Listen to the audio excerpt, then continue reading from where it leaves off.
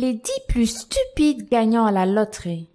Kylie Rogers, 1 900 000 pounds. À seulement 16 ans, l'Anglaise Kylie Rogers a gagné 1 900 000 pounds à la loterie. Si vous vous dites que 16 ans est bien trop jeune pour manipuler autant d'argent, eh bien vous avez totalement raison. Peu de temps après avoir reçu son argent, Kylie le gaspilla immédiatement dans tout et n'importe quoi. Vêtements de marque, vacances, grosses soirées et augmentation mammaire entre autres. Oh, et en cocaïne aussi. Beaucoup de cocaïne. 6 ans plus tard, Kylie est complètement ruinée et endettée. Après 2 tentatives de suicide, elle a été forcée d'accepter un travail de femme de ménage pour survenir à ses besoins et à ceux de ses 2 enfants. William Post, 16 millions de dollars.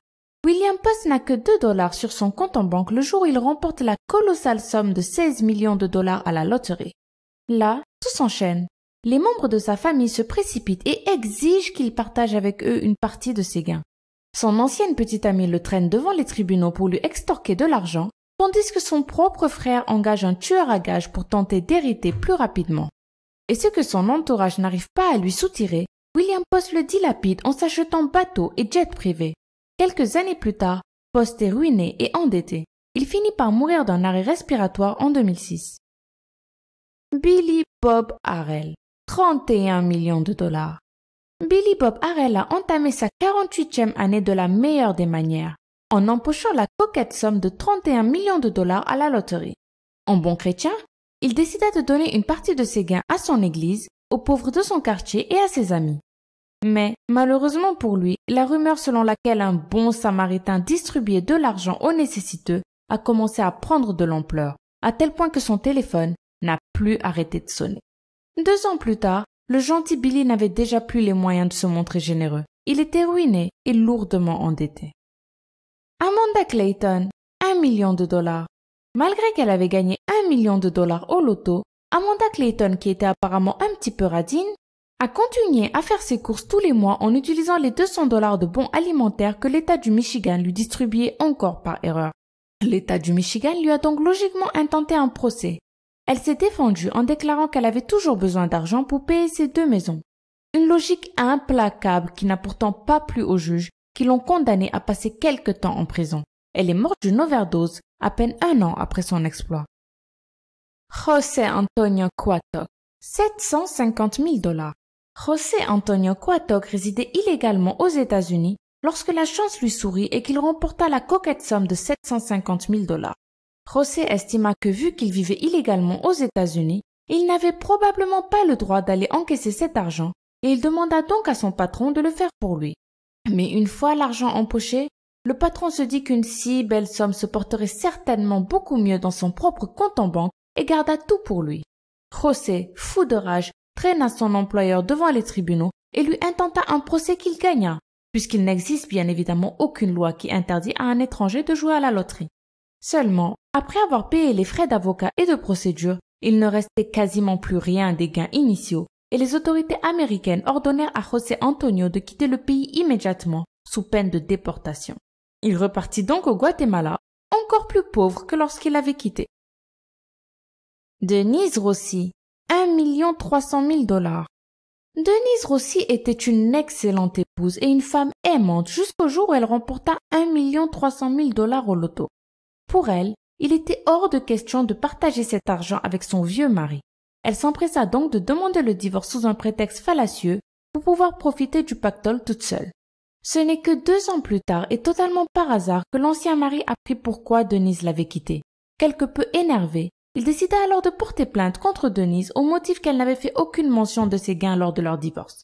Compatissant, le juge accorda la totalité des gains au mari éconduit, laissant Denise totalement ruinée.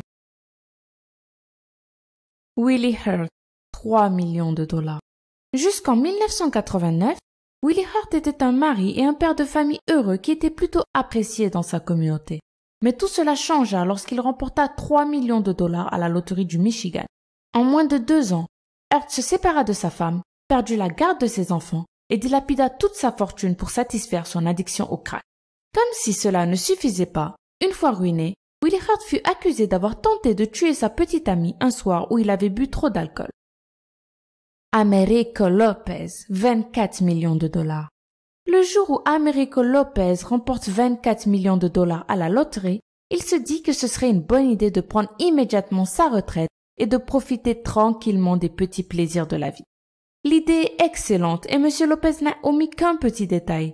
Le ticket gagnant provient d'un lot de tickets achetés avec 5 autres de ses anciens collègues. Cependant, les nouvelles se répandent vite dans le New Jersey et il ne faut pas bien longtemps avant que ses ex-collaborateurs n'apprennent l'incroyable coup de chance d'Americo Lopez. Déçu et outré, il le traîne immédiatement devant la justice et force Américo Lopez à rendre 20 millions de dollars en plus des exorbitants frais de procédure. Evelyn Adams, 5 400 000 dollars.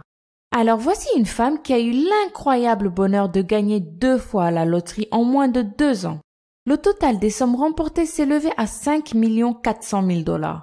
Vous vous dites sans doute qu'Evelyn Adams a considéré que la chance qu'elle avait eue n'arrivait qu'à très peu de personnes au cours d'une vie et qu'elle s'est empressée de placer judicieusement l'argent qu'elle avait gagné. Raté!